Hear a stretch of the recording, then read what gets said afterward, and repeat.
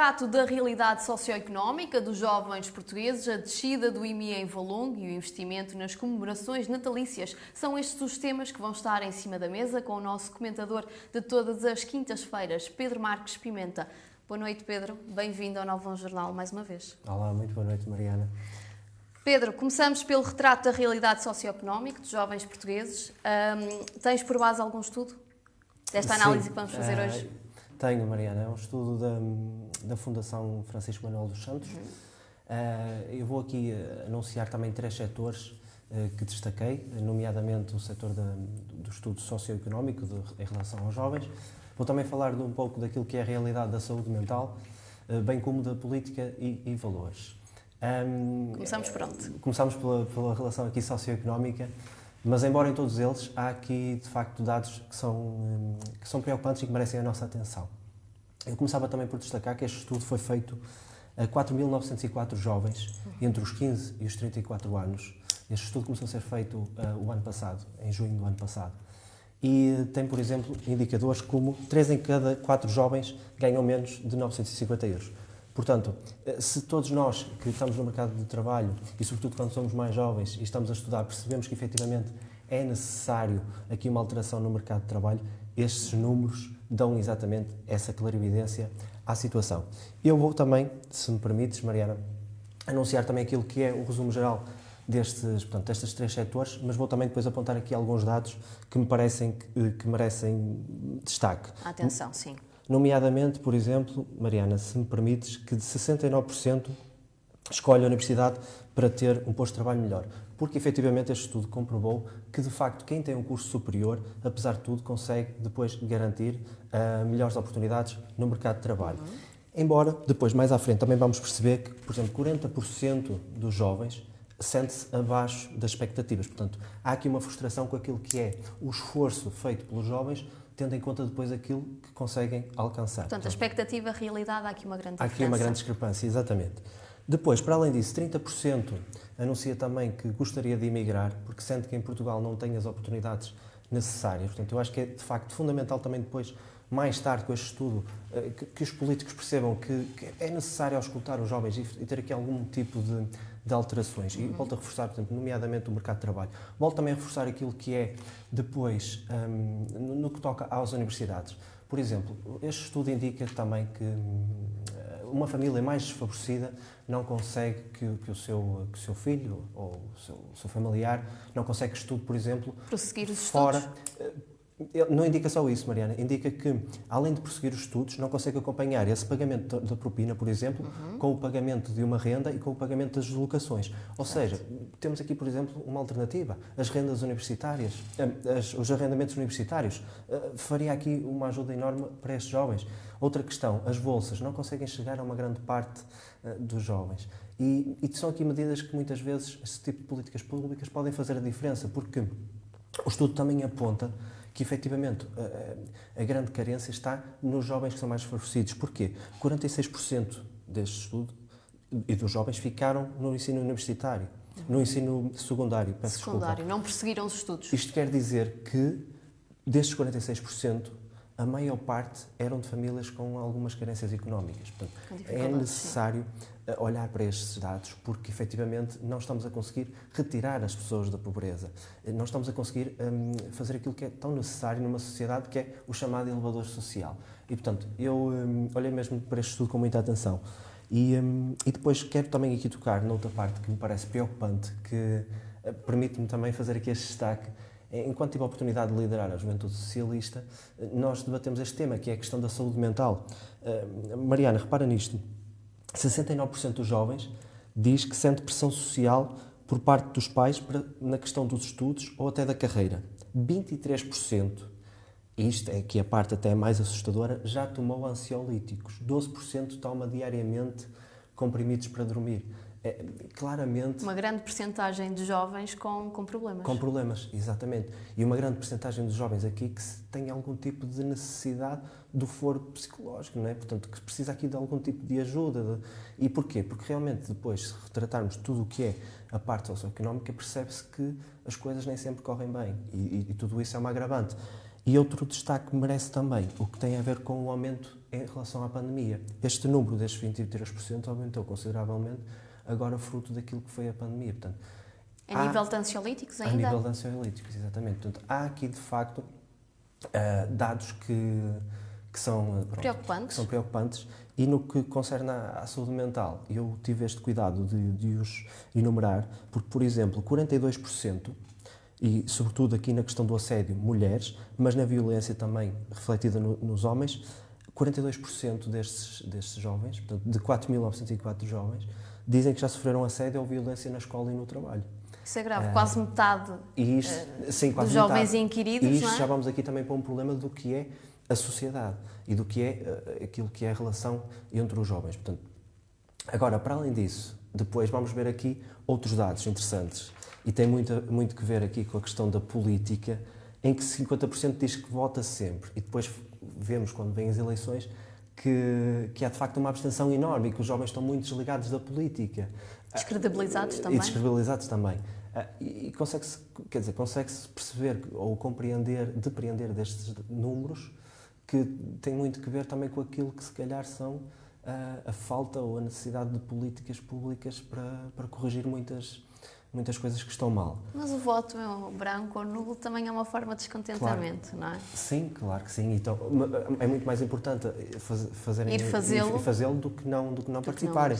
E em termos de participação, deixem-me também destacar o seguinte. Uma grande maioria, eu creio que tenho aqui esses dados, exatamente 35% garante que nunca participou em qualquer atividade política. E apenas 29% diz que participou pelo menos uma vez.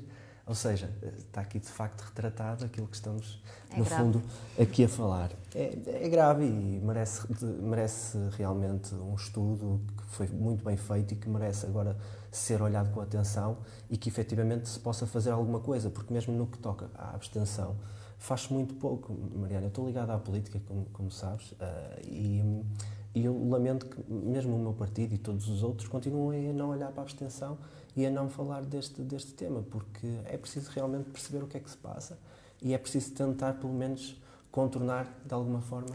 E as juventudes, quer socialistas, quer sociais-democratas, têm também um papel importante nesse sentido, não é? De aproximar os jovens da política. Também, exatamente, mas muitas vezes também olham para as juventudes partidárias com algum, digamos assim, com algum papel de descredibilização. E nem sempre é isso que acontece, porque as juventudes partidárias, o papel delas é efetivamente trazer os jovens para a política e é, no fundo, estimular para esse compromisso e essa participação cívica.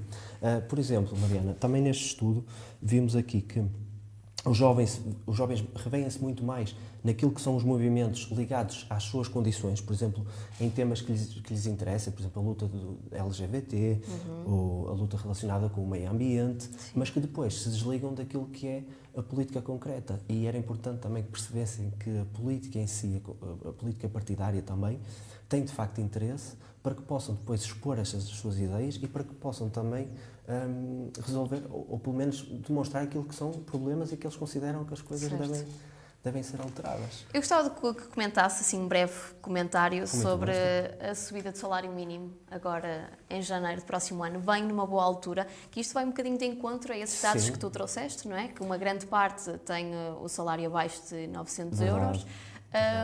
Com esta subida de salário mínimo, há idades que se podem mudar ou não?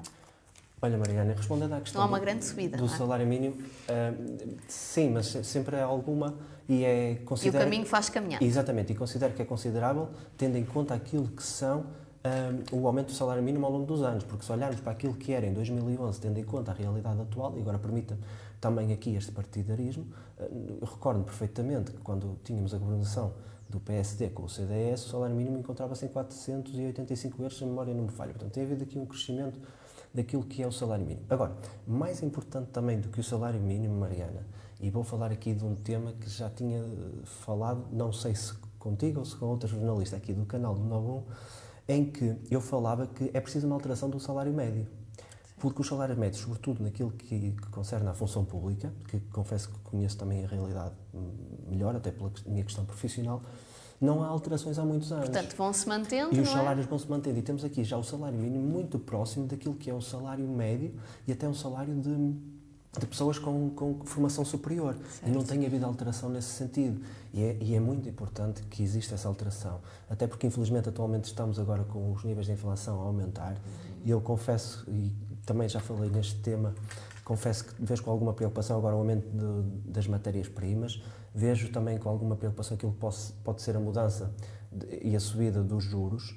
E vamos ter a inflação aqui, se calhar, com níveis cada vez maiores. E, portanto, se não fizermos nada e se não conseguirmos alterar estes salários, as coisas vão ficando complicadas para as pessoas e para as famílias terem capacidade de... E para os jovens, não é? E para os jovens, e nós, naturalmente. digo eu e tu, Claro, que também fazemos claro, parte, sim, não é? fazemos Também parte da partilhamos sociedade. muitas destas... E só para concluir, Mariana, se me permites, nós estamos a olhar para estes valores e estamos aqui a perceber que, de facto, pronto, o salário mínimo tem vindo a aumentar, ainda bem. Mas também não podemos esquecer aquilo que é as empresas. Eu sou socialista, considero-me ideologicamente um social-democrata, sou uma pessoa moderada, sou uma pessoa do centro e, naturalmente, também tenho preocupações com aquilo que é as empresas. Não podemos também aumentar sempre os salários mínimos se não olharmos também para aquilo que é a carga fiscal com as empresas. Eu há muito tempo que digo e defendo que é necessária também uma mexida na TSU para as empresas. Podemos mais à frente depois abordar mais este tema, porque senão fica cada vez mais difícil também para elas haver a alteração de salários. E já estamos aqui a falar e já gastamos quase o nosso tempo. Portanto, vamos passar já para o segundo tema. E não podia deixar de ser Valongo, não é, Pedro? Sim. Descida do IMI, notícia que também demos agora neste Novo Jornal, uma medida de apoio às famílias. Sim, uma medida de apoio às famílias, lá está, numa altura muito difícil, uma medida que vem ao encontro de outras que têm sido feitas e que merece o meu comentário, o meu destaque aqui neste Novo Jornal, porque vamos ter agora já uma alteração para 2022, que vai passar a ter um IMI em Valongo de 3,8% e a meta é os 3,5% até 2025. Portanto, o IMI em Valongo em 2025 estará a níveis abaixo de quando o Partido Socialista Executivo tomou posse em 2013. E importa também destacar que há aqui também uma redução, por exemplo, para o número de dependentes. Uma família com um dependente tem, por exemplo, uma redução de 20 euros do seu IMI.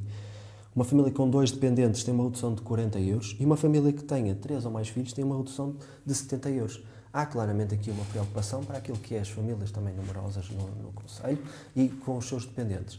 Porque, no fundo, tudo isto são estímulos para aquilo que é o viver em Valongo, para aquilo que é o registro que acontece no Conselho. Nós fomos dos poucos concelhos que aumentamos em população. Isso é ótimo, é um bom indicador, não é? É um ótimo indicador.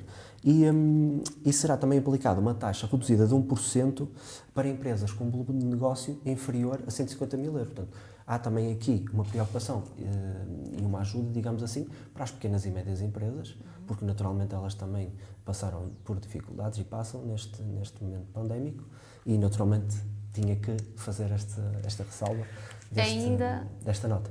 Esta nota. Ainda em Valongo, iluminações natalícias, muito bem. Não é? Já estão aí, o Novo Canal também já cobriu, está ainda mais iluminado e mais bonito. E mais bonito.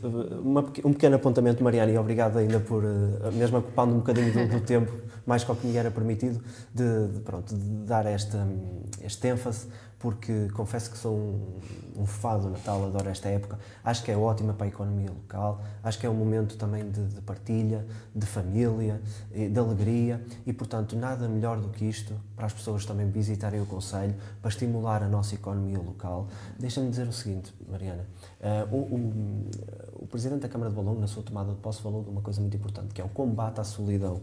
Esta é a grande bandeira para este mandato. E, portanto, nada melhor para combater a solidão do que estimularmos o comércio local, do que termos a maior árvore do país com 55 metros de altura, do que termos uma bola gigante, do que termos aldeias de Natal, do que termos também bibliotecas com inúmeros eventos para os jovens neste tempo de férias escolares, de leitura. Temos também aqui exposições, presépios, tudo coisas que uma vasta programação que atraem aqui as pessoas e os jovens e os menos jovens para o nosso concelho. Muito bem. Passamos agora para o desporto. Queres dar destaque a quê ou a quem? Quero parabenizar os clubes rivais do Futebol Clube do Porto. Infelizmente o meu clube não teve a oportunidade de passar aos oitavos de final da Liga dos Campeões, vai ficar pela Liga Europa, mas quero parabenizar o Sporting e o Benfica pela passagem aos oitavos de final. Temos que ser desportistas, temos que ser também portugueses. Ter fair play, não é? E ter fair play, apesar de que internamente são os rivais do meu clube e não lhes desejo sorte por cá. Mas naturalmente. Mas que lá fora é sempre o nome de Portugal. É sempre o nome de Portugal, não é? e portanto os meus parabéns para eles. E permite-me, por fim também, Mariana, porque sou um fã da modalidade, que é a Fórmula 1, que está ao rubro. Lewis Hamilton alcançou Max Verstappen na penúltima corrida, antes agora do final, que será no domingo, à 1h. E é histórico porque é a segunda vez que acontece dois pilotos chegarem empatados à última corrida. É histórico por aquilo também que tem sido esta batalha do Max Verstappen, que é um jovem piloto com muito talento, mas quem eu admiro, confesso, é Lewis Hamilton, que pode alcançar agora o 8º título de campeão, que é a primeira vez na história que isso poderá acontecer. E deixa-me também dizer só o seguinte, Mariana, eu gosto de apreciar os esportistas não só por aquilo que fazem nas suas modalidades, como é o exemplo do Lewis Hamilton, que para mim é o melhor piloto da atualidade e de sempre, mas isto pronto, é uma consideração pessoal, mas para dizer que este homem é de facto um grande homem, porque recentemente numa corrida, num país onde a homossexualidade é crime, ele teve a coragem de levar um capacete com as cores LGBT, exatamente para marcar a diferença e para mostrar que as lutas, mesmo nesses países, têm que ser feitas e para dar o exemplo. Portanto, tinha que dar também aqui este destaque. E muito bem. Sugestões para este fim de semana está aí à porta? Mariana, para este fim de semana que está à porta, é um filme que eu tive a oportunidade de ver, um filme que está no cinema, que é o Aviso Vermelho. É um filme de ação, aqui com um pouco de comédia à mistura, com o Dwayne Johnson, que toda a gente conhece, que é um ator fabuloso, com o Ryan Reynolds, com Gal Gadot, e que eu gostei particularmente de ver. São cerca de 2 horas muito bem passadas, com risos à misturas, com ação, para quem gostar deste tipo de filmes. E pronto, uma vez que eu vi e que gostei, trago aqui esta sugestão. E aqui fica o convite. Pedro, muito obrigada mais uma vez. Estamos de volta 2 a 15 dias. Cá estaremos. Obrigado. Muito obrigada. E agora